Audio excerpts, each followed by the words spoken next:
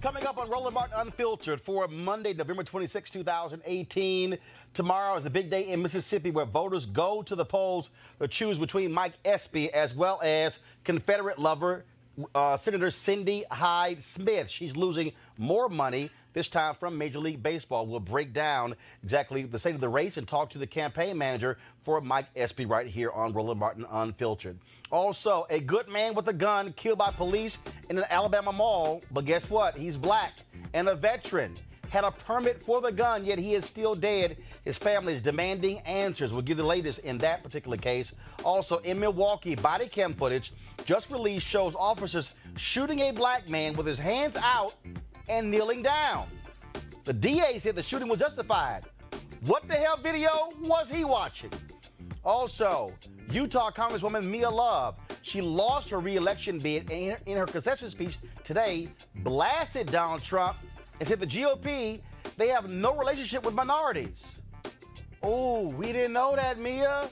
I'll show y'all some of that. Also, this weekend on social media, all kind of folks were upset over a preacher in Mississippi who reached his pulpit by flying through the sanctuary. We got the video, and he will join us right here to explain what he was doing and why he was doing it.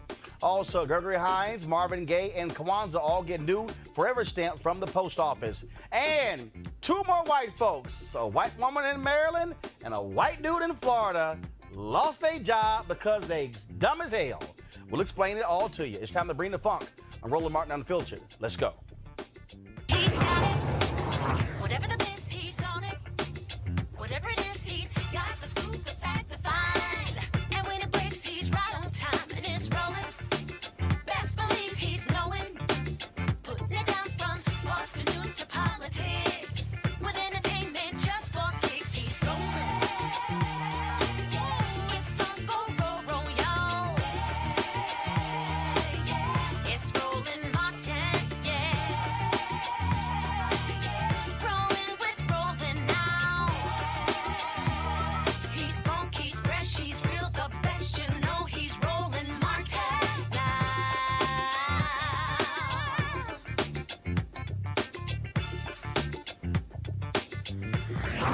Martin.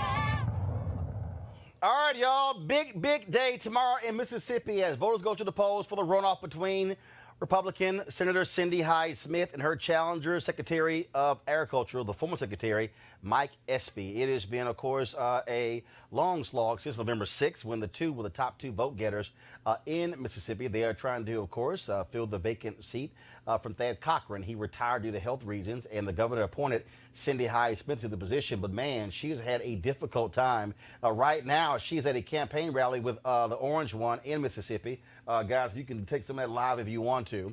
And so, again, Trump right now is speaking. You know, no idea what he's talking about, but who cares? Y'all can come back to me. But the bottom line is, of course, he's down there lying as usual. So what is happening, folks, is this here. If Espy is able to win, he becomes the first African-American since Reconstruction to represent Mississippi in the United States Senate. But you have Cindy Hyde Smith, of course, in a very conservative state. She's appealing to as many rabid Confederates as possible.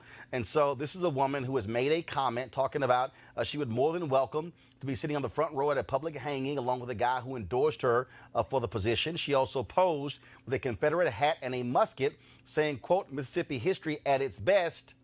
Yeah, not for black people. She also joked about voter suppression at liberal colleges. This is also the same woman who went to a segregation academy as a child and sent her own daughter to the nearly all-white private school. And those schools, of course, were created so white folks would not have to send their kids to public schools with black people. She also sponsored legislation to name a section of the highway after Jefferson Davis, of course, the greatest traitor in American history, the guy who was the president of the Confederacy and somebody who Mississippi just really loves. She also pushed a resolution praising Confederate soldiers' effort to, quote, defend his homeland. Really. And she was a Democrat until the first black president came along, and she quickly said, oh, no, I'm now a Republican. And so here's the deal, folks. She also refuses to answer questions about this. Thank you, guys. Senator, can I ask you, why not speak to us about the issue of race? It's an issue on voters' minds. Why not speak about the issue of race? People are really interested in issues And there's a lot of people that we've talked to across this state that are concerned about your remarks and what you were apologizing for. Senator, why not speak to this issue? Your comments offended a great number of people, Senator. No, you haven't. I'm wondering, though, what is it that you were apologizing for? Senator, how does Mississippi move forward from these Brookhaven Academy and Central Public Schools? Senator, you stood inside of Jefferson Davis's house, and you said that this is Mississippi history at its best. Senator, what did you mean by that? Standing inside of Jefferson Davis's house and saying that Mississippi has... Senator, this is a third of your electorate is African American. But Senator, you're running to be the U.S. Senator of the United States Senate. So here's the deal, of course. Cindy Hyde-Smith, she's been running from the media for the past several weeks. Republicans are so worried they have sent 100 paid Republican staffers on the ground to help her out. She has not done any media since then. Even last week's debate, she ran out of the debate when it was over. She sent the other U.S. Senator from Mississippi to answer media questions because she said her husband was at a prayer event and she really, really needed to go see him. Okay, this is a woman, y'all, who is the current United States Senator who refuses to answer any questions. In fact, yesterday at a campaign event, she ran out the back door before the media could catch her. Then, of course, her bus broke down on the side of the highway while they were going to another campaign event. Talk about crazy. She's also catching lots of flack because corporations who have been donating to her campaign, they have been caught in a major kerfuffle. And as a result, they're pulling their money. Here are all the corporations that have pulled their money from her. Walmart, Pfizer, Aetna, Amgen, Boston Scientific, Leidos, AT&T, Union Pacific. But Major League Baseball is a new one. Ernst & Young also pulled their money. Major League Baseball, their PAC gave the money on Saturday. Well, guess what? They caught loads of hell from social media within 12 hours. They said, can we get our money back, please? Now, I don't know what the hell the lobbyist was doing, why he wasn't paying attention over the last week, because everybody else was pulling their money as a result of her public hanging comment. Now, Mike Espy, he has been focused on the issues, traveling all across the state to deal with what's going on. And he, of course, in his closing ad, talks about the business angle as it relates to her comment, how it impacts Mississippi. How embarrassing is Cindy Hyde-Smith? Walmart said Hyde-Smith's recent comments clearly do not reflect the values of our company. Now AT&T, Union Pacific, and other Fortune 500 companies, company after company, has rejected her divisive words. We've worked hard to overcome the stereotypes that hurt our economy and cost us jobs. Her words should not reflect Mississippi's values either. Cindy Hyde-Smith, so embarrassing, she'd be a disaster for Mississippi. I'm Mike Espy, and I approve this message. All right, folks. Now, Megan Malone, one of the founders of Republican Women for Progress, Never Trumpers, who recruit female GOP candidates. Whoa, this is what she said about Cindy Hyde-Smith. Words matter, and Hyde-Smith showed she's unfit to represent Mississippi in the Senate. I'm not saying you have to vote for Mike Espy, but I am saying that if you love our state and want to see it represented as best as it can, you should not vote for Cindy Hyde-Smith. Wow. That's quite interesting. Guys, do me a favor. This morning, of course, I caught up with Mike Espy on the Tom Joyner Morning Show. Let's see if we can take some of that right now. To vote absentee by Saturday, but of course the election is tomorrow all across Mississippi. Our guest is Secretary Mike Espy. He joins us right now. Doc, how you doing? Hey, Roland. How you doing, brother? I'm doing good, First of all, before we get to, of course, you crisscrossing the state, more bad news for your opponent, whatchamacallit, Cindy Hyde-Smith. More companies are pulling money from her. The latest, Major League Baseball, their political action committee, donated $5,000 to her campaign. But once that word went out across social media, folks were blowing them up, and then they rescinded that yesterday, saying, please send our money back. And you also had several other companies that also did not agree with her public hanging comment. Right. And she has been running away from everybody, will not talk to any media, ran out the back door of an event yesterday. Then her bus broke down as she was traveling across. It's like you got her scared. You got Cindy Hyde-Smith shook. On the run. And man, they have sent 100 paid Republican staffers from Washington to come down here to salvage that campaign.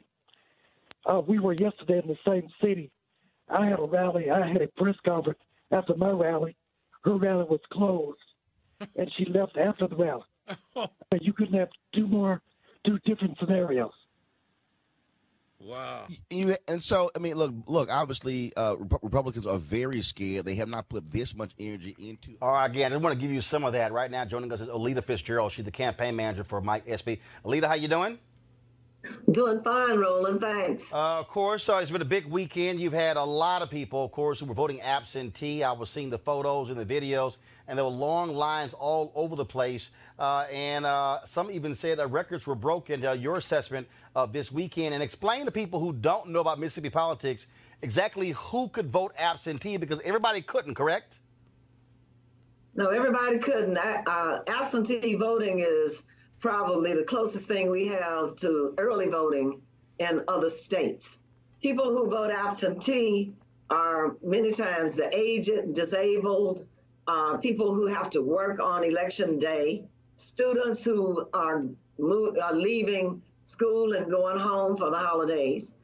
So it was a general rule that if you're not available to go to the poll and vote on Tuesday, you can vote absentee, but you have to have a reason for doing so. And again, there were a number of people who were voting on Tuesday. The campaign was really focused on canvassing all across the state.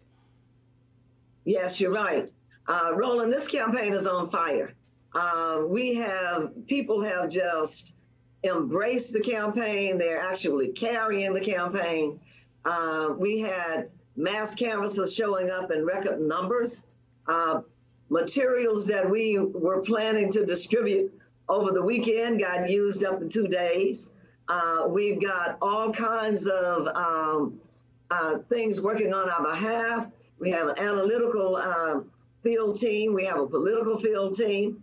We have phone banking and texting. And we have people on the street who are just fired up. As I said to you, I think earlier, Mike Espy has become the vessel for what people are feeling in the state. And it's time for us in Mississippi and us across the country to say, when enough is enough. And obviously, when you look at the critical issues, healthcare is one of those issues. When you talk about the issue of pre-existing conditions and, of course, student loan debt, those are things that really jump out that he has been focused on while she has been having to deal with the issue of race that have been tumbling out of her mouth. Well, Maya Angelou says that when people tell you who they are, you should believe them.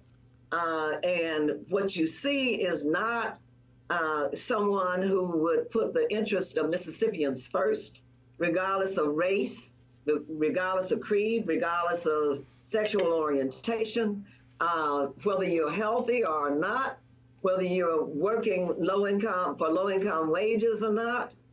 We have farmers that are starting to speak out now because of the concern they have over their own incomes and tariffs and world trade issues. So we have young people who we're looking at every day and wondering if this is a state that they would want to raise their families in and if there are opportunities here for them. So Mike has been steadfast in running a campaign to represent all Mississippians and to take care of folks who need help and folks who are sick and folks who are the least of these. So that message is resonating. We know that Mississippi is Mississippi, but we have faith that many young people and others don't like what they hear from the other side, don't like what they hear from the administration, and we're ready to move on. This is 2018.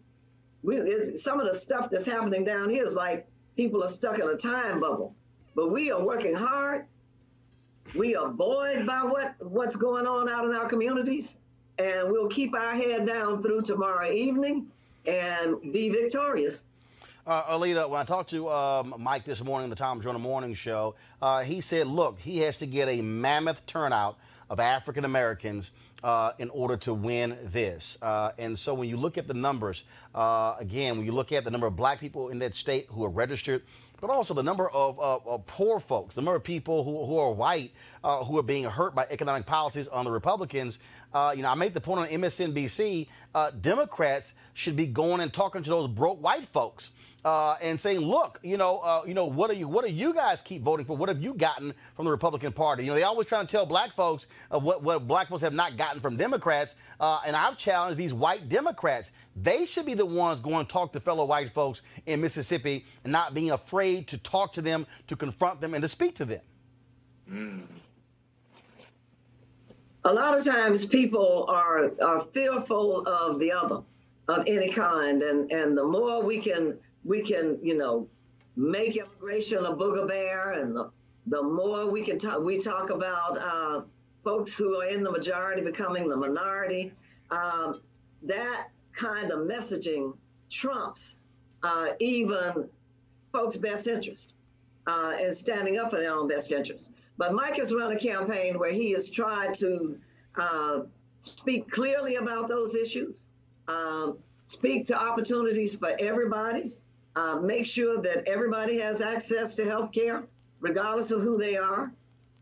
And we have steered clear of the divisiveness because there's nothing to be gained in that. So I think you're absolutely right. The more we stay on message, the more we talk to people about the things that affect them and help them to understand that we're not your problem. Your problem is sitting in this administration.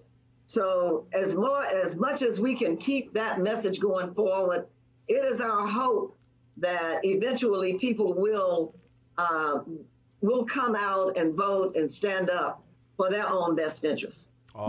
It's 50th in so many things. And we won't move from that until all of us come together to fight for what's right. All right. Oleta, now also, polls open what time tomorrow and what time do they close? Polls open at 7 a.m. and they close at 7 p.m. But if it's like what happened on November 6th, they probably won't close for a long time after that. Because if you're in line at 7 p.m., you can vote. And no one should be turned away from the poll if they are in line at 7 p.m. So you stay there until you're able to vote. All right, then. We've been making this point. We've been pushing this up on social media all weekend. If you got family members, if you got friends, church members, fraternity brothers, sorority sisters, people who live in Mississippi, call them, text them, and tell them you want to see them posting images with saying, I have voted. Folks cannot be sitting on the sidelines because, again, I had a video, and I'm trying to get it in a second, where Reverend Barber was there last week, and he talked about in the last midterm election, Thad Cochran won by just 125,000 votes. 1.6 million Mississippians didn't even bother to vote in the last midterm race for U.S. Senate. And so the reality is this is a winnable race by Mike Espy, but black folks definitely got to get out there and vote. He has no shot if they don't. This is the most critical time in our history, Roland, in our recent history. People have got to come out. They've got to come out. We have to stand up, not only for Mississippians, but for folks all across this country. It is time to stop this madness and get ourselves recalibrated to what government is all about and have representation that is meaningful.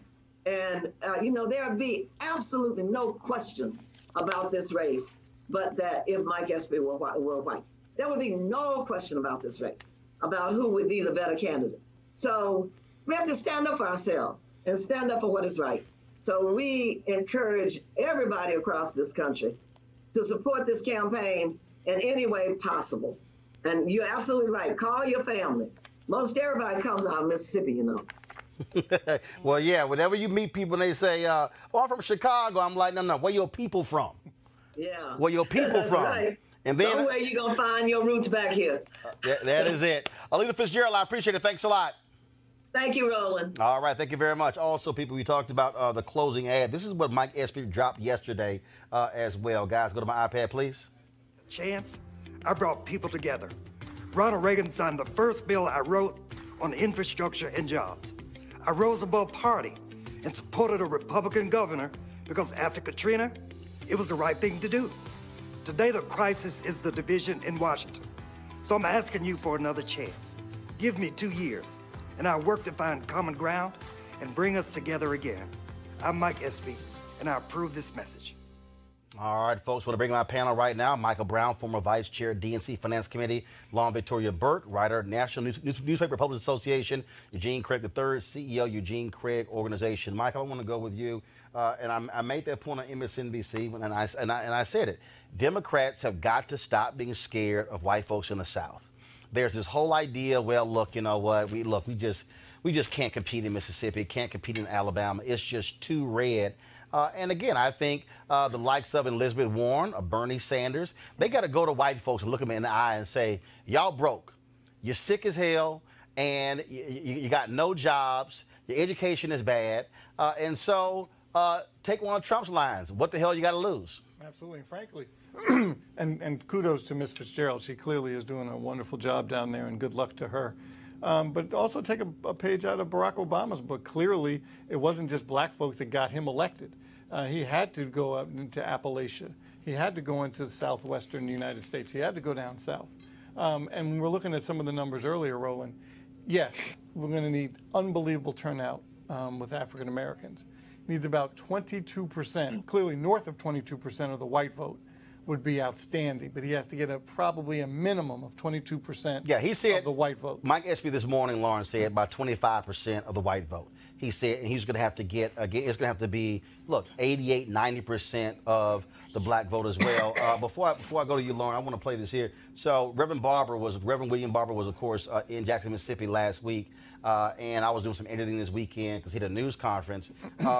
People should hear these numbers to understand, again, the potential for being able to reach out to folks. Of course, we went to Alabama, we went to Mississippi last week with the folks with Be Woke Vote. And so this is what we put together. In Mississippi, 52% of all Mississippians are poor. That's right. 1.5 million people. Poverty is a moral issue in this state. 59% of all children in Mississippi are poor. That's 437,000 children.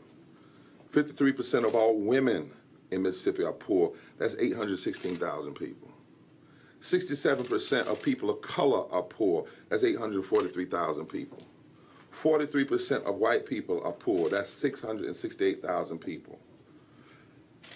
The poor in this state hold the power. Yeah, that's right. And the poor are going to have to speak up.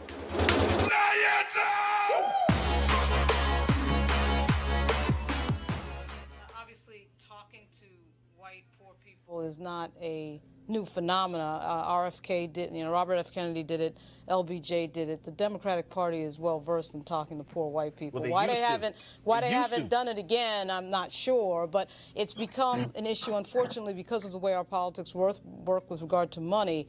Poor people do not have the type of lobbying and do not have the type of political power that the moneyed interests do, and that's part of the reason why we're in this sort of era of obviously money politics after Citizens United.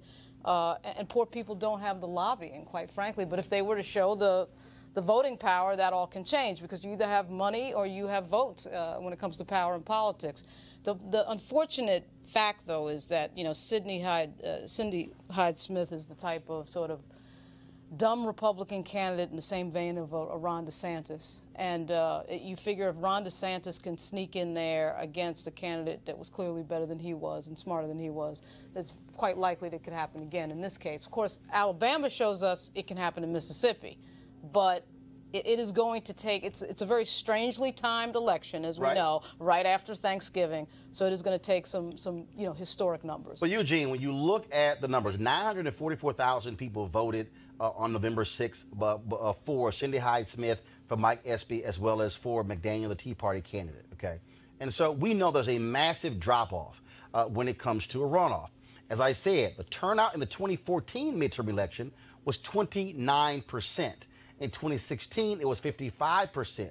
And so if the Espy campaign, they believe that if they can get 450,000 votes, upwards of 500,000, they can actually beat her. And this is also a woman who is not like Republicans are really like running behind her. You know, Donald Trump is there right now. He, of course, got everybody all focused and excited. In fact, he's doing 2 rallies for her. He's doing one right now, then one at 10 p.m. Eastern. Republicans are scared to death that SP could very well beat Cindy Hyde-Smith. Yeah, I mean, Republicans are terrified. The RNC has 100 people on the ground right now. They're absolutely ignoring the race in Georgia, which would be the equivalent of a extra point field goal kick for them to win in the runoff over there. You know, Trump's doing 2 rallies in one day. That's presidential level, you know, stuff. That shows the paranoia that folk have of this being another Alabama. But I would like to focus on another number. There was a poll that was released this weekend that shows Cindy Hyde-Smith up. But if you look at the actual numbers there and the way the makeup of the electorate that they use, if black voters make up 40% of the voting population, Mike Espy wins, as long as he carries about 15-18% of the white vote. Well, again, he thinks he's going to need 25% because they're expecting Mike, obviously, a bump for her. But again, to Lauren's point, Mike, and this is what everything you said about Andrew Gillum is correct. But here's the deal. Black folks can't sit at home. The reason Andrew Gillum is not the governor today is because Miami-Dade, where he was banking on massive turnout, came in at about 54%, where you had these largely white counties were 65, 68, 70. And so if the Miami-Dade had turned out at 65 or 70%, Andrew Gillum is the governor running away. And so what we've seen is that, of course, huge numbers of African Americans, the white vote he's going to get is who he's going to get. But it's also interesting when you look at these columnists, these white columnists who've been writing about Cindy Hyde-Smith, talking about white privilege. The Jackson Free Press dropped this story about the segregated schools just this weekend. Look, they could have written that story in the last 6 months. And so all of a sudden, there's been this renewed attention on her where even white media in Mississippi are dropping stories that I'm going, whoa, where in the hell have they been? Well, And I've talked to some of the secretary's folks in Mississippi, and they think they really, frankly, should have won this in early November. If folks had turned out, and now they're hoping that folks can get up and vote again, because with our community, don't let there be a raindrop or too hot, or the babysitter didn't show up, or I have some food on the stove. That's white folks too. That's voters across the country. But I can't worry as you know, that's my point. About white folks. That's my point. Exactly. That's voters across the country. Correct. But what you have here is if you vote your numbers, and that was the reason why I played that bite, Lauren, from Reverend Barber. Yeah. If you vote your numbers, the reality is here.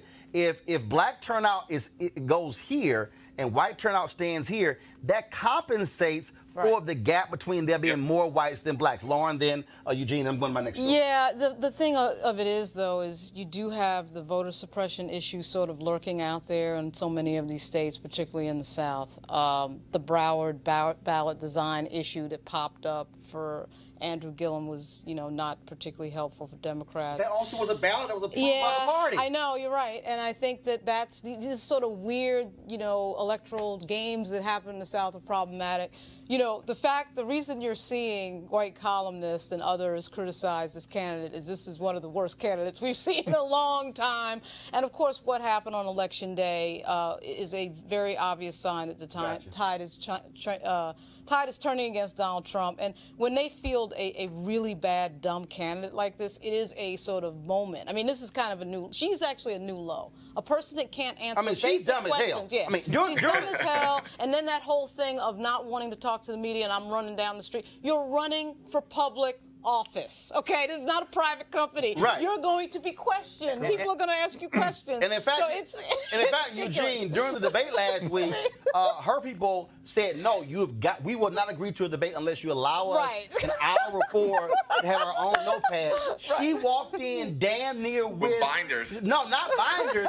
She had Ron Chernow's book on Hamilton. I mean, that's how huge her notes were. Right. She read her apology. Right. She literally couldn't say her name without reading it. Right. This is not the brightest bulb in a dark room. Yeah, I mean, there's a reason why, they wanted no studio audience and, all these rules, including with the notes and whatnot. I mean, she's dumb as hell. I mean, she's dumb as a bag of bricks. I hate to say it, but it's the truth. It's the truth. And what you're seeing right now is the RNC and the GOP coalesce and circle the wagon and deploy every single resource away from an actual winnable race to this race, to help her out. All right, then. Also, folks, there are people who, of course, been traveling all through Mississippi helping out. Erica Alexander, I got a text that she's on the ground there as well. It's going to be there's a concert actually happening right now for the next 2 hours for Mike Espy, a GOTV effort as well. And then also Ayanna Pressley, of course, the African-American woman from Massachusetts. She landed yesterday and was campaigning for Mike Espy, and she dropped this video right here. Hi, everyone. My name's Ayanna Pressley. I'm the representative-elect for the Massachusetts 7th, and I'm in Mississippi. I came all the way from Boston to campaign for my friend Mike Espy. Washington is in gridlock. Our country is at a crossroads. This election is a fight for the soul of our nation, the preservation of our democracy, and victory is within our reach. But you've got to show up on Tuesday, November 27th. Mike Espy's name might be on the ballot, but you know what else is on the ballot?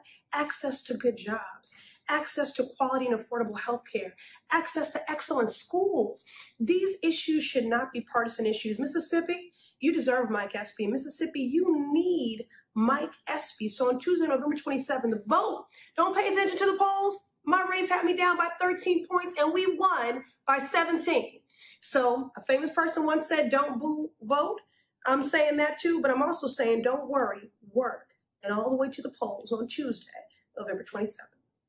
All right, folks. And so, again, if you know somebody, tell them get off their butts and go out and vote. Let's talk about what happened in Alabama, folks. The Thanksgiving Day shooting was stunning in River Chase Galleria Mall in Hoover, Alabama. This brother, Emantic EJ Bradford Jr., initially what the cops said was that he was the gunman who shot a teenager and the 12-year-old. Well, then the problem was cops came back and said it wasn't him. Of course, Bradford is an Army veteran who was home for Thanksgiving. His father is a Birmingham police officer. The family hired attorney Ben Crump, and they say several witnesses have come forward to say the police officer who killed Bradford didn't give any verbal commands before shooting him in the face. Crump says they offered Bradford no medical assistance after the shooting. 200 protesters walked through the mall on Saturday.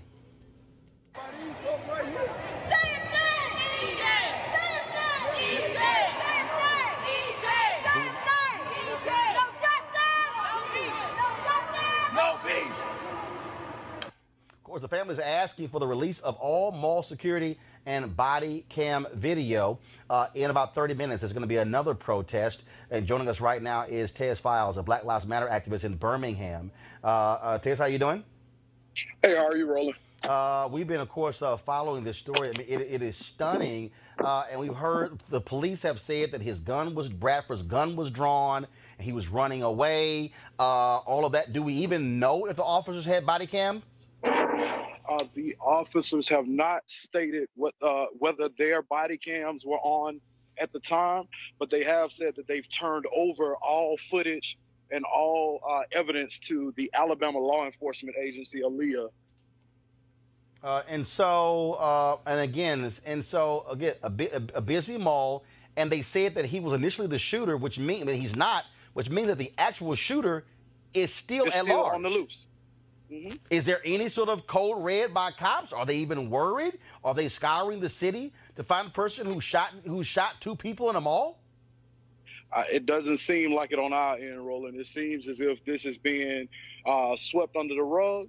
It seems they released an apology earlier today that still blamed EJ for his own death, and then came back an hour later and tried to apologize for the apology. And so it seems on our end that there is no remorse for what they did to this young man. It seems on our end as if there is them trying to evade responsibility. And so that's what we feel on the ground. EJ Bradford, he was serving in the Army. He was a veteran. His dad is a Birmingham police officer. Surely his dad has to be stunned being a police officer himself. Absolutely. The family had a press conference yesterday with their lawyer, as you mentioned, Mr. Crump, and his father, who's a veteran officer, was a police officer for at least 20 years, I believe. His father said, you know, he doesn't feel like they followed protocol. He doesn't feel like justice was served, and he's upset. He's pissed, and rightfully so. The entire family is hurting. Our community is hurting. And we're just trying to make sense of a situation. And I mean, because before they even had full information, they released a story that made it look like the police were cowboys who came in and saved the day and killed a shooter.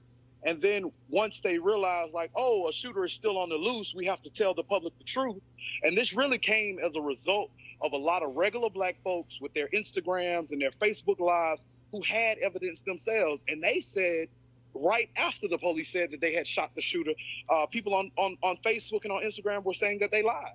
They told us the minute they said that narrative, people on the ground said that they lied. And so the truth came as a result of regular folks on the ground doing their own investigation and not allowing the police to control the narrative. Tez, you guys are going to be having a protest starting at 7 p.m. Eastern. Where is it taking place? It's going to be at the Hoover Police Station. Hoover PD is the police department that shot and killed EJ. And so the protest is in a little bit, and that's where I'm headed to now, Roland. And it's at the Hoover Police Station, 100 Municipal Lane in Hoover, Alabama. All right, then. Well, Tez, we certainly appreciate you joining us and certainly keep us up to date on what's happening there in the Birmingham area. Thanks a lot. Absolutely. Thank you so much, Roland. Folks, stunning story out of Minnesota where Jerry Smith Jr. was shot by cops in August. Chief Deputy District Attorney Kent Laverne concluded in June that the officers were justified in using deadly force. They believe Smith was armed or was reaching for a gun behind an air conditioning unit on the roof. Of course, no gun was ever found. Now, Smith, who had no criminal record, was not charged with any crime. He now has lost the use of one of his legs. Now, here's the issue. Body cam footage has now been released. Now, remember, one officer says that he doesn't have a gun. The victim, Jerry Smith Jr., shows his hands, but the cops shoot anyway. Watch this video. He doesn't have a gun in his hand, but he was hiding behind an AC unit. Turn around! Turn around! Get down!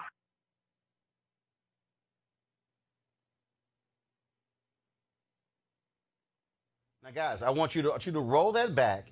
I want you to roll that back, and I want you to freeze it right before they fire. The police officers, folks, said, and the DA, he was reaching for a gun behind the air conditioning unit. Do you see how far the air conditioning unit is from where he's standing? Press play. At no point do you see him reaching behind the air conditioning unit. Smith's family is suing the city of Milwaukee. Lauren, again, what the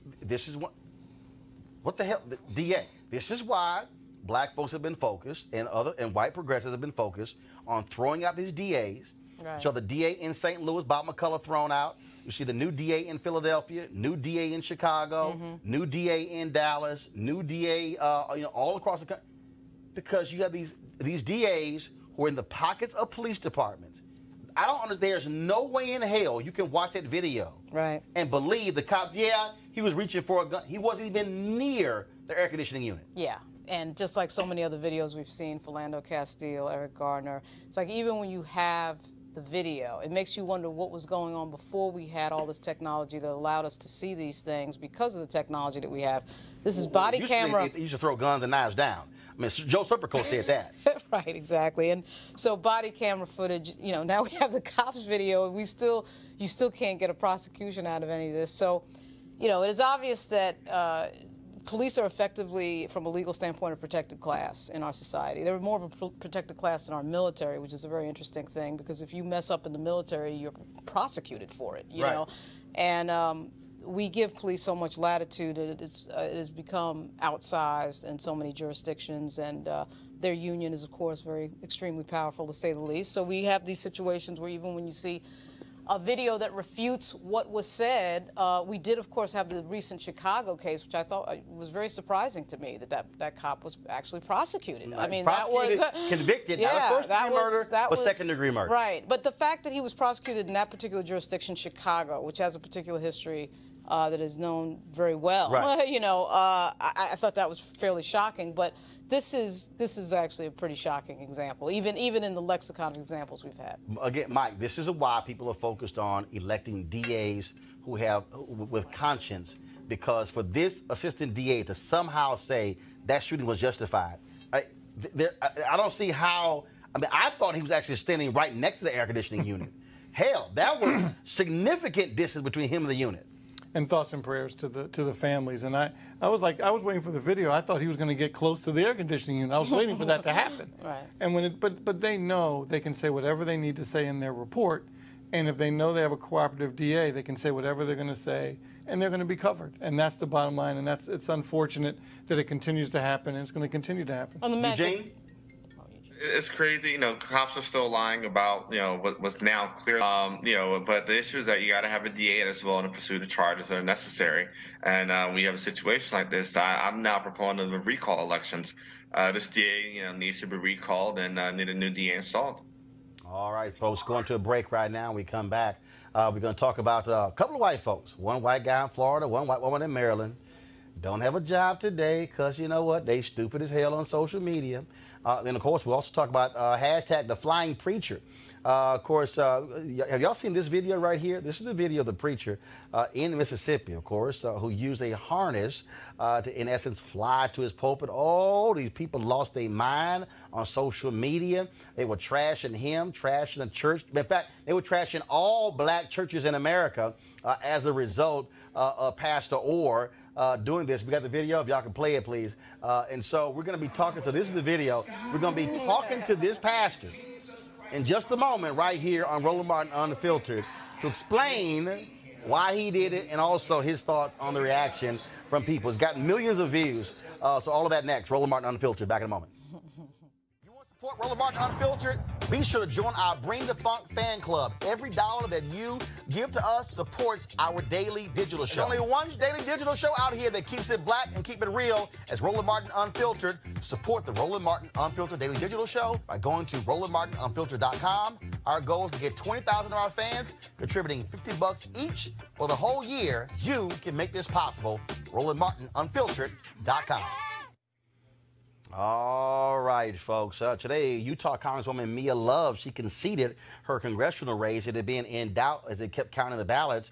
And in her 11-minute statement, she had a couple of things to say about the orange one, as well as the Republican Party and minority voters. Press play.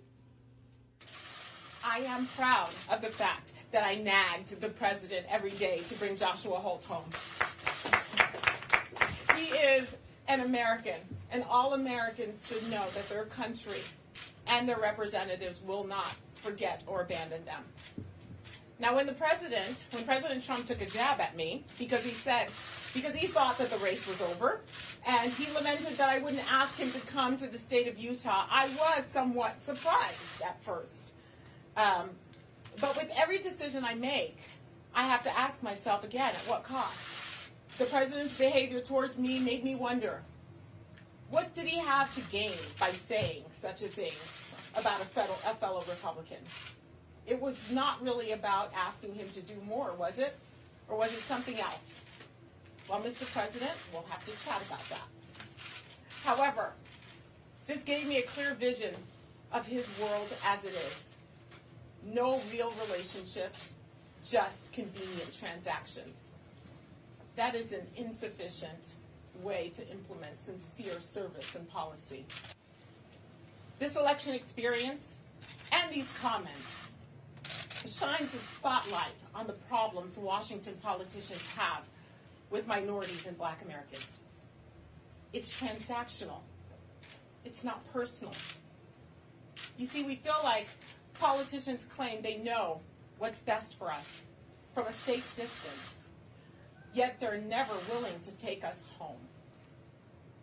Because Republicans never take minorities minority communities into their home and citizens into their homes and into their hearts, they stay with Democrats and bureaucrats in Washington because they do take them home, or at least make them feel like they have a home. I've seen the cost to conservatives for not truly taking people into their hearts. Democrats saw newly elected black members and women to Congress in this election.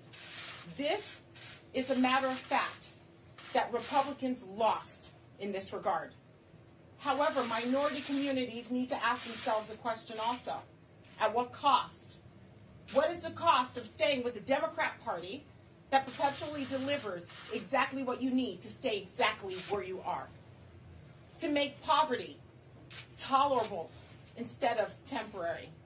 People who judge their success by how many people they can put into poverty programs versus how many people they can get out of them. I am a Republican. I know conservative policies work. They lift everyone. They lift the poor, the young, the vulnerable, the black and the white. Our conservative policies save our young and unborn children. When the pundits tell us that we're out of luck, the deck is stacked against us, we say no, no way, not in this country. Because under conservative policies, the deck is not stacked against us, and we all have a chance.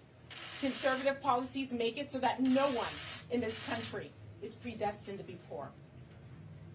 I know because I've lived them.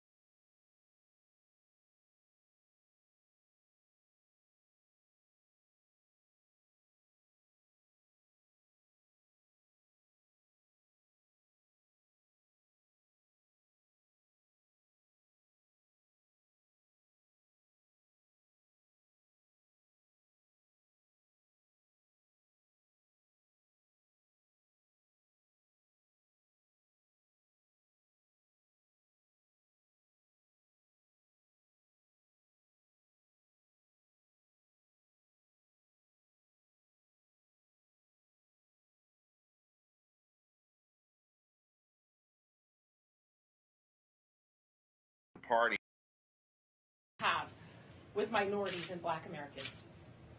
It's transactional. It's not personal. You see, we feel like politicians.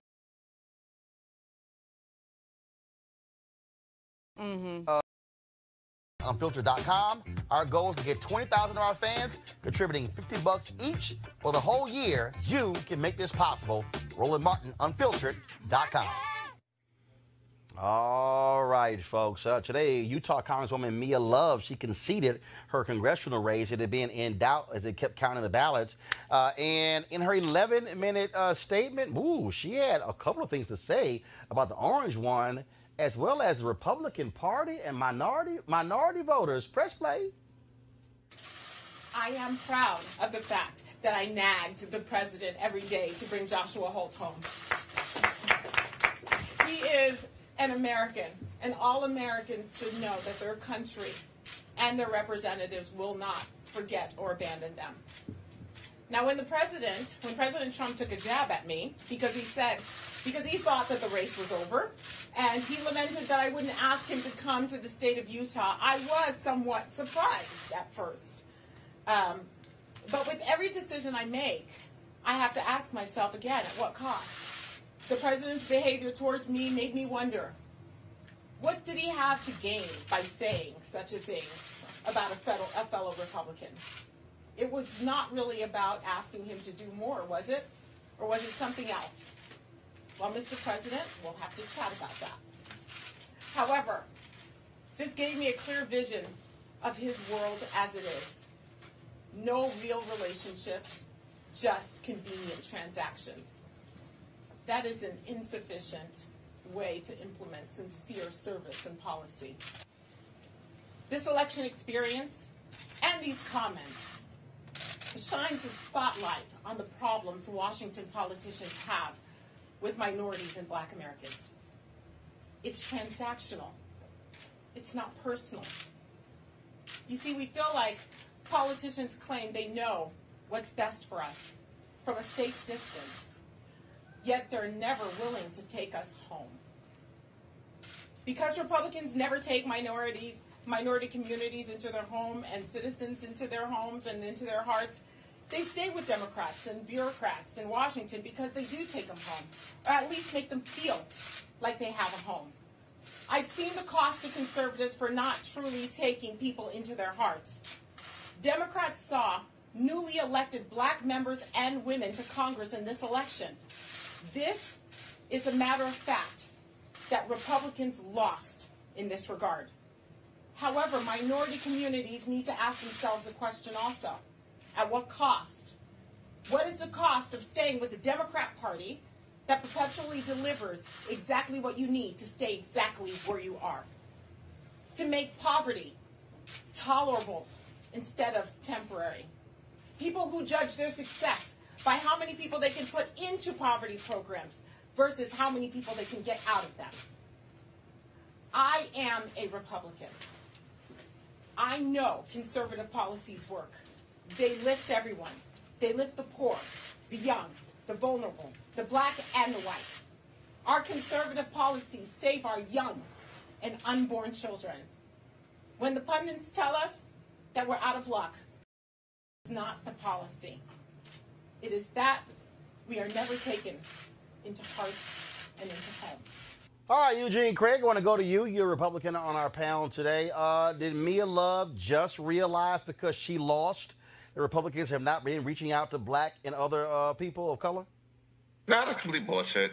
She just spent the last 4 years not reaching out to people of color herself and has spent many times just running from people of color. She ran from being branded as a quote-unquote Black Republican.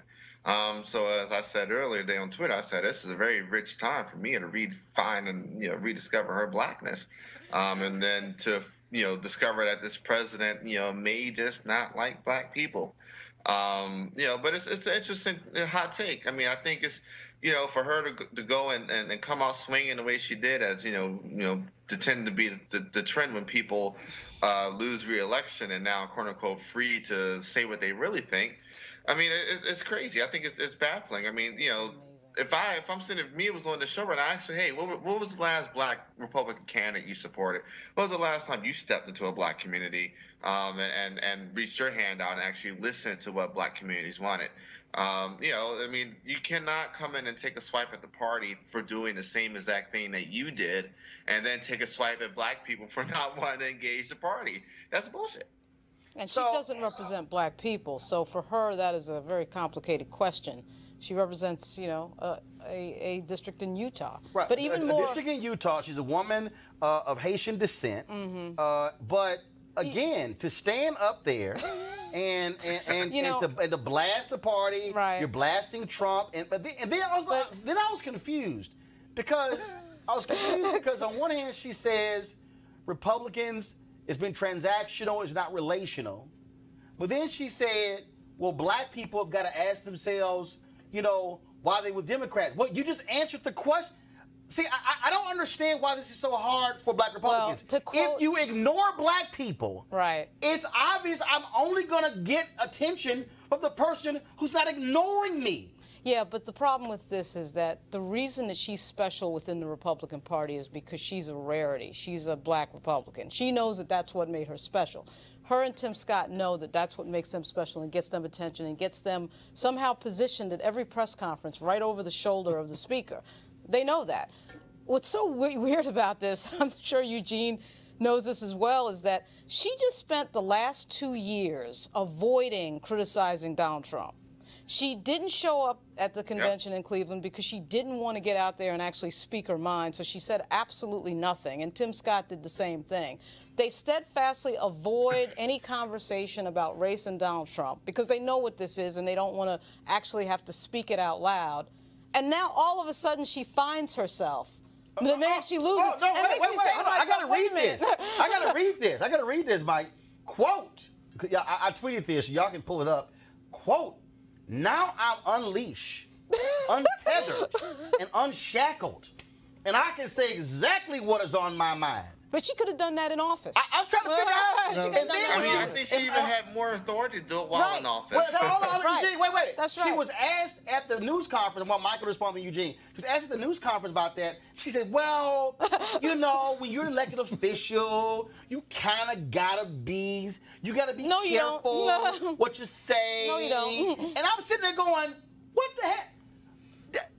Michael, go ahead. I closed my eyes for a second. I was like, is that Jeff Flake? Is that Bob Corker? Because that's what they do. They have no courage when it's time to have courage, and then all of a sudden they have it. She actually probably could have gotten herself in a much stronger leadership position in the GOP if she spoke her mind, but she chose not to do that until today. Well, actually, in fact, I want to go ahead and somewhere pull this up here if I can, because this is what bothered me as I listened to that. As I listened to that, it really bugged me. It really bugged me. Okay, and so let me go. Hold on. She would have been in big trouble had she spoke her mind like that. Well, but here's the deal: just because you represent Utah still doesn't mean that you could not have said, "Hey, Republican Party, talk to black people." Of course, I want Eugene to respond to this, and then I'm going to go to Lauren. So go to my iPad, please. Here we go to my iPad. All right. This is what I tweeted. My team has been trying for 4 years to get Representative Mia Love to do a sit-down interview. She gave me her cell at last year's CBC swearing in, but never returned calls or texts. I would love to still do a one-on-one to discuss these and other issues on Roland Martin Unfiltered. Eugene, 4 years she's been there. We tried to get her on News One Now. No response. Never did. Will Hurd, Republican from Texas, came on. Now, maybe that's also because he's a Texas A&M Aggie, and so am I. But he came on. Congressman Bill Flores from Texas came on. Maybe that's because he's a Texas A&M graduate. I don't know. I am as well. But I had the Republican from Kansas who was real conservative. I can't remember his name. Oh, I know you're talking about. He came on the show. Yeah. The white guy from North Carolina who co-chaired the HBCU caucus. Walker. He came on the show. Yeah. But it's like the only black Republican woman. 4 years. That's right. Senator Tim Scott. We did a whole hour special. Senator Lindsey Graham came on the show. But Mia Love, for 4 years, Eugene, never came on the only show that reached black people, but now all of a sudden, I'm Angela Davis. Eugene, go ahead. Listen, Roland, me and you probably both saw Mia the last time together. That was at the Trailblazer dinner, I believe, in maybe 2013, 2014, right after she was, maybe 15, right after she was elected. She's literally spent her time as a member of Congress running from being black, running from being the black Republican, and just being, the black Republican all the white Republicans like. I like to contrast her and Will Hurd all the time.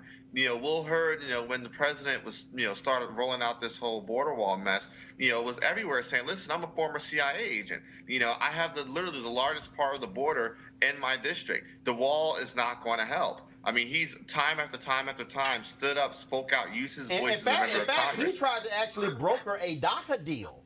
Yeah. And went after Trump on intelligence issues, being a former CIA agent. But can I take it a step further? Will Hurd has been there for black Republicans when we needed him. I can't tell you a single black Republican Mia has supported. Yeah. Lauren, go ahead. The problem is that at the end of the day, if she does the interview with you, she has to answer the question of her standing as a black Republican and, for that matter, a black person period, in the age of Donald Trump.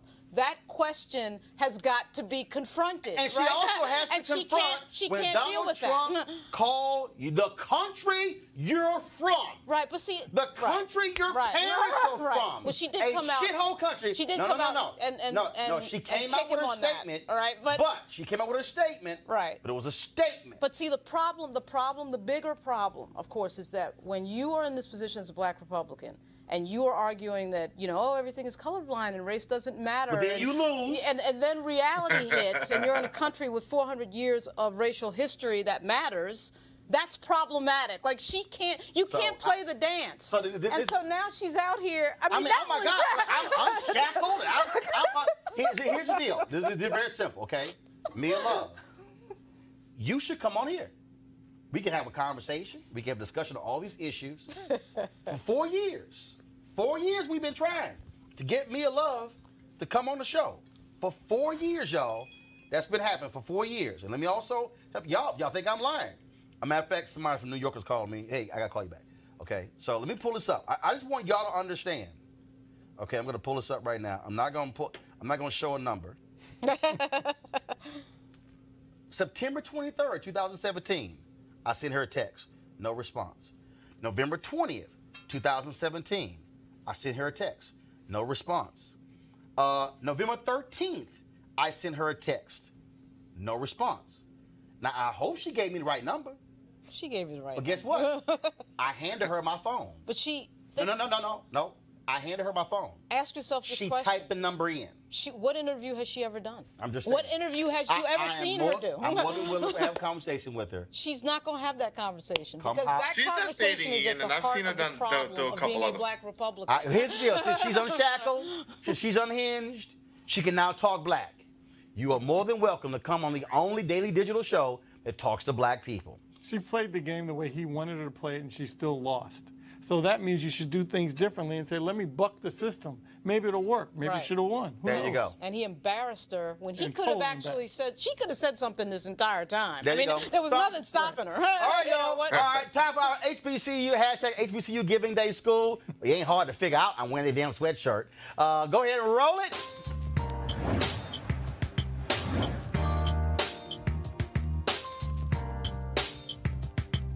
Y'all, so every Monday, of course, I wear HBCU gear. Universities I've actually spoken to or visited. And so today is Lincoln University, Chester County, Pennsylvania, founded in 1854. The first degree granting HBCU in the country. Notable graduates: Thurgood Marshall, Langston Hughes, Cap Calloway, Frederick D. Alexander, Roscoe Lee Brown, Melvin Tolson, but also Kwame Nkrumah. Many African leaders, when they came to the United States, were actually attendees at Lincoln University before they went back to Africa. And so to support Lincoln, go to www.lincoln.edu, lincoln.edu. And so I spoke there last year for the president when she had her swearing in. So that's why I got the sweater. So Lincoln, we appreciate it. Thanks a bunch. All right, y'all. Did y'all see this video? Roll it. Now, we thought we had seen everything. When the sky is cracked and Jesus Christ comes again, and every eye will see him when he comes again. So here's our question for you this morning, brothers and sisters. The simple question is this right here: are you ready? Are you ready for his return? Amen. All right, amen.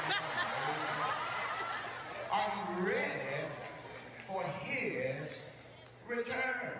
Brothers and sisters, are you ready today for the return of the Lord Jesus Christ? Because he's on his way back. That is what James was dealing with there. And I appreciate.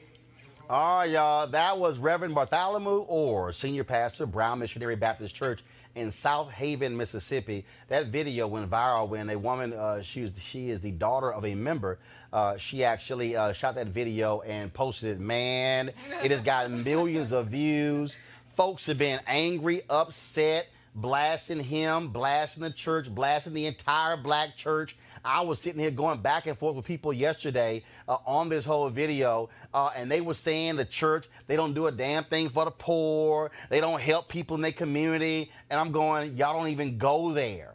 And so then I get a phone call from one of my colleagues sent me a text and saying, hey, I had a friend of his who was a publicist who said there's a client who wanted to speak to me. I said, okay, fine. Have him send me an email. Well, it happened to be the publicist of Pastor Orr. And so I got the email, and she said he said he's been getting interview requests from everybody, but he only wanted to talk to me.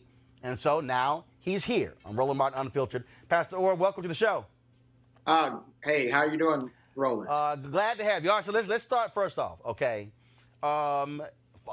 It's so many stuff I got to deal with. Okay, so the apparatus itself, people like, you wasted money. You didn't ask the members for permission. That was a complete waste of tithes. Can you explain the apparatus and why it was there at the church?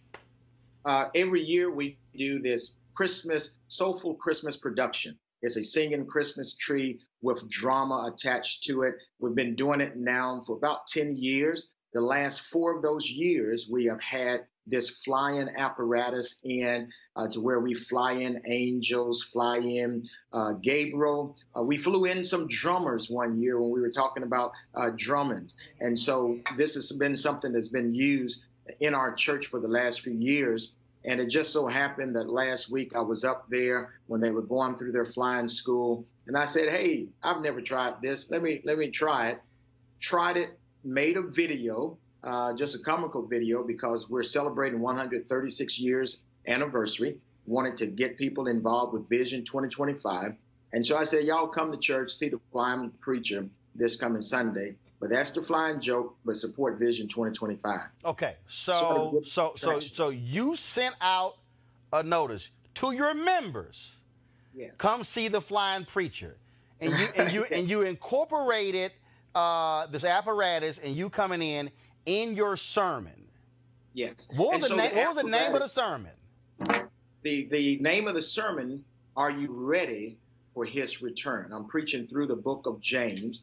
And so the apparatus was already in place, no dollars, tithe money or church money, because our Soulful Christmas is sponsored by different individuals and corporations that sponsor. This is a free event that we put on for the public. Okay, so Pastor, so what do you make of all these folks just attacking you? I've seen it. This is unnecessary. I'm paying more attention to him flying in than the word. Now, first of all, you can actually see the whole sermon on YouTube. You had somebody who read the scripture. When you came in, this was the beginning of your sermon. And for the rest of the sermon until the end, you had the apparatus that you were still strapped in, but you were behind the pulpit for about 50 minutes. Well, hopefully not that long. I know I'm a Baptist preacher. I try not to be too long.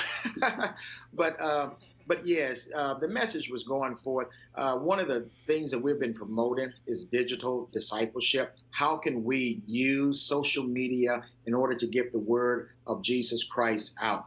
As a pastor, I've seen so many people as it relates to being unprepared, not ready, not only for the Lord's return, but even for unexpected death and sudden tragedies that happen. And so I'm preaching through the book of James. Great opportunity to grab folks' attention to, let's say, hey, are you truly ready for his return? And by the way, Roland, I'm an object preacher. I've been pastoring this church for 30 years come January. They have seen everything, you name it, they have seen it. So when you say that, I saw one video, you were dressed like a cop? Yes, dressed like a cop. This year I preached on a ladder. It was stepping up your faith, step up in faith. And so I climbed the ladder all the way up to the very top and closed my sermon at the very top. My goodness, a couple of months ago, I even had on some wigs. So for people who go to your church, this is not unfamiliar to them. Right. Now, but how do you deal with this reaction, though, from all the Christians, and I say the heathens, and the people who love attacking the black church, who start assuming all kind of stuff, attacking you, attacking your ministry, saying y'all do nothing for the poor, y'all stealing money, he probably drive a Ferrari or a Bentley. I mean, it was all this sort of stuff all on social media. Well, first of all, let me just say this.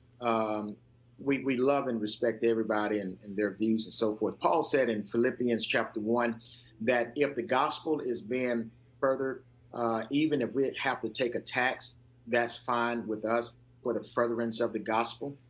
And the gospel has definitely been furthered.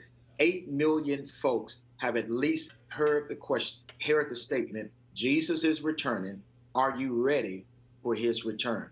And so my people, also the church Brown, this church have grown over, it's 136 years. I've been there 30 years. The Lord have blessed us to grow from 66 to over 11,000.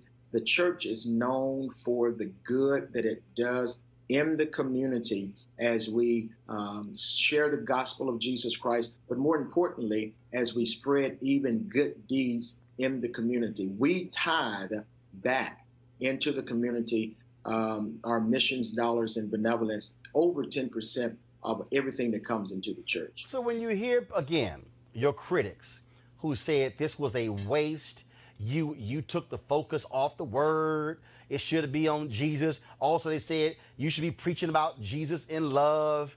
I mean, when you hear those criticisms solely based upon seeing the video, no context, no nuance, no nothing, then what do you say?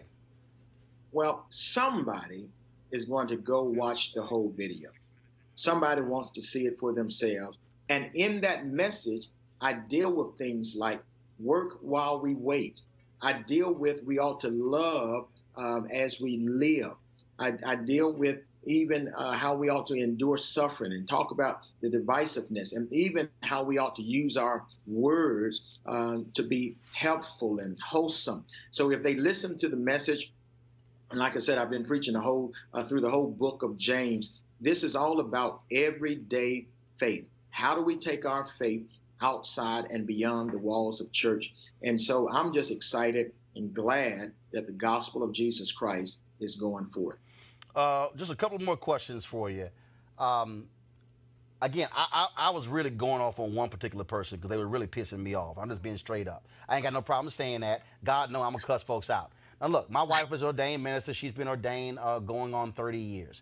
I have been in numerous churches, small, mid-sized, and large. I have seen preachers, men and women, use props and things along those lines. What really angered me the most was folks who saw this video. See, right there. That's what's wrong with the black church. The black church not doing. I say, whoa, stop. Y'all saw one video, and then just all of a sudden, every black church in America ain't nothing.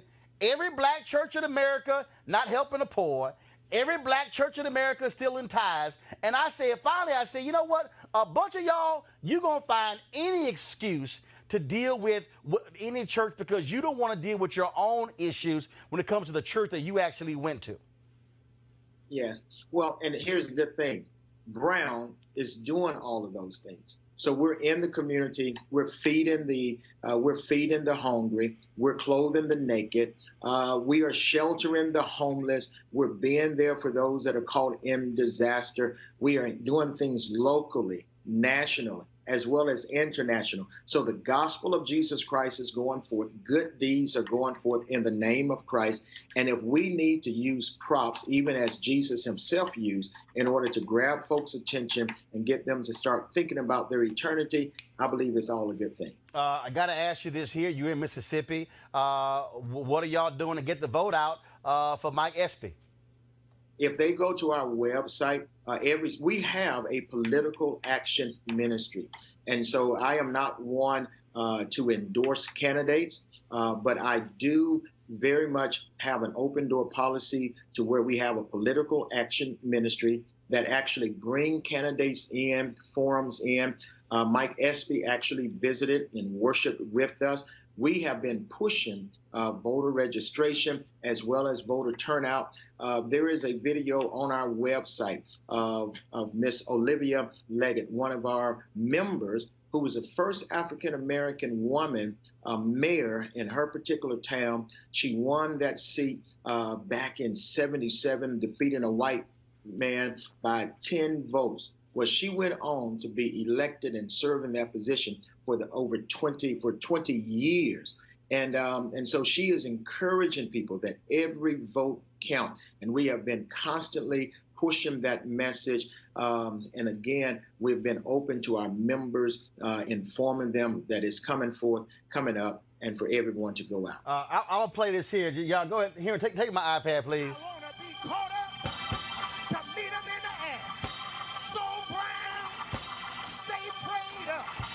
So you can be caught up. Stay dressed up so that you can be caught up. Stay fixed up so that you can be caught up. Now, Pastor, I got to ask, while you were suspended in air, you were sitting there punching your hand. At what point were you thinking, man, I sure hope this thing is sturdy? I'm moving a lot. Hey, I'm glad Justin them had hooked me in securely. But, you know, it was a fun opportunity to be able to, one of the joys of pastoring, and I appreciate Brown, and it's such a loving, supportive church down through the years, seeing the vision, following along with the vision, seeing how God have used us to really advance the kingdom of God. So I appreciate them praying with me while I was up there in the air. All right, then. Well, so for all the folks who've been sitting there talking about the flying preacher, Pastor, I even had one woman say, well, are they allowed to use the apparatus? I was like, y'all lost. I said, y'all gonna really make me cuss y'all out on Twitter. So Pastor Orr, we appreciate it. Thank you for explaining. Go ahead. If they want to see the apparatus in use December the 5th and the 7th, they can come. I think we're flying in. We might even fly in Jesus in the apparatus. Are you selling tickets or is it free? It's free, open to the public. And that's what I'm saying. Everything is free because we've had great sponsors who sponsor the Soulful Christmas. And for the rest of y'all who are confused, y'all can go to Brown Missionary Baptist Church YouTube channel to actually see the full sermon.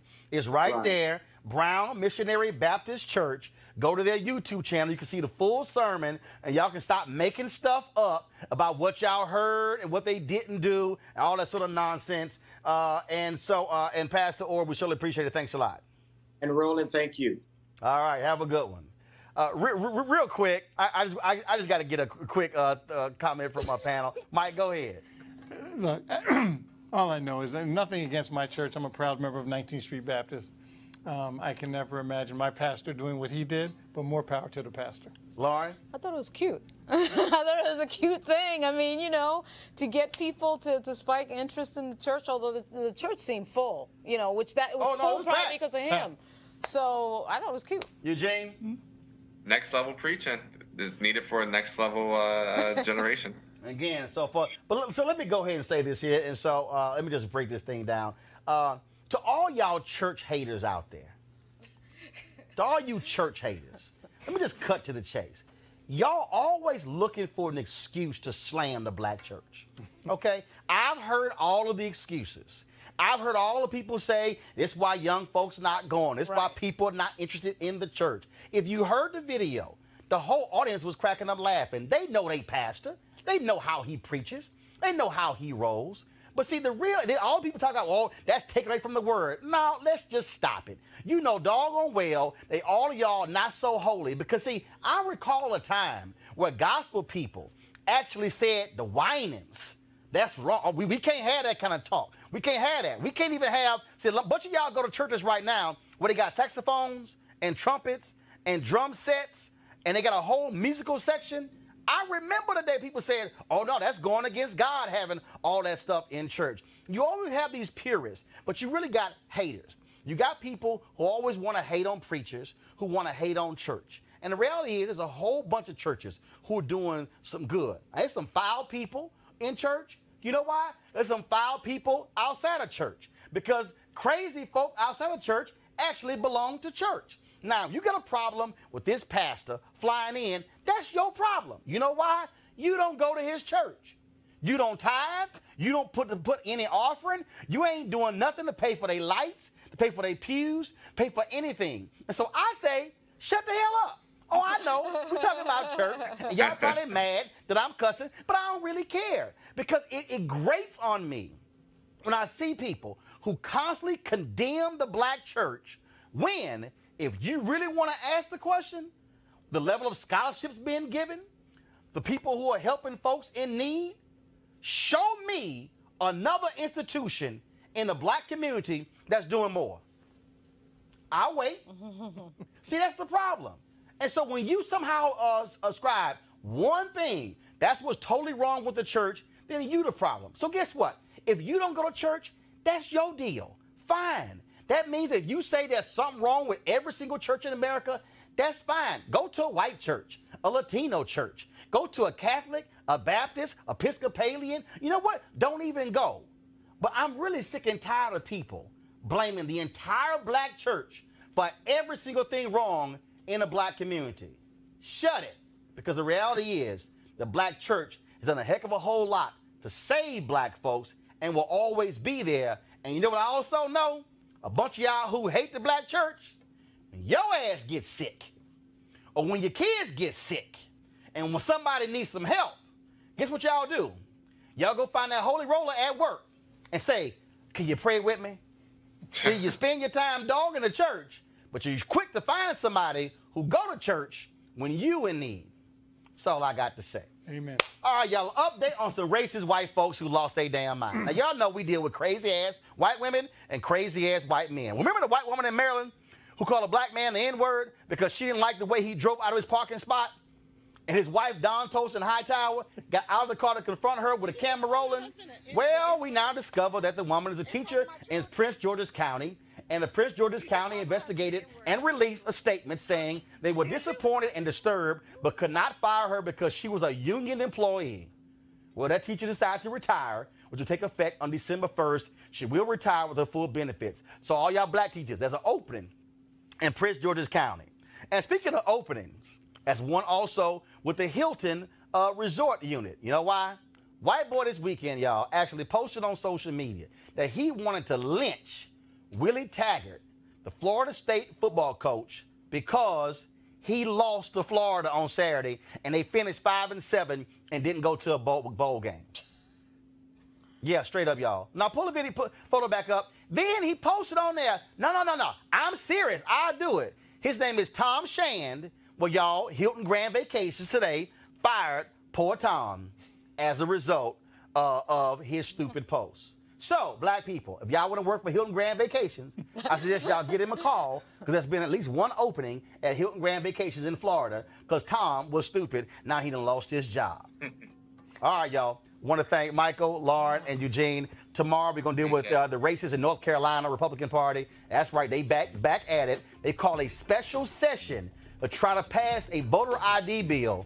Y'all, they are worse than Mississippi and Alabama doing Jim Crow. So we're going to talk about that tomorrow show as well. And again, Mia Love, holla at a brother. I'm here. And Eugene, holla at I'm here. Eugene also sent me this here, this real quick. Apparently, Paul Manafort lied to the FBI and the special counsel and is now in breach of his plea agreement. Right. Let's see how quick that he hits that jail cell. Is that going to do the sentence? All I'm saying is, don't bend down, Paul. All right, y'all, you want to support Roland Martin Unfiltered, go to RolandMartinUnfiltered.com. Join our Bring the Funk fan club. We certainly would appreciate it. Your donations makes this possible. And so, again, we want you to join the fan club right now. Nobody else is bringing you these kind of stories, these kind of guests. This is how we do it. And so we look forward to having you support us. Go to RolandMartinUnfiltered.com. All right, y'all, I got to go. I will see y'all tomorrow. Mississippi, vote!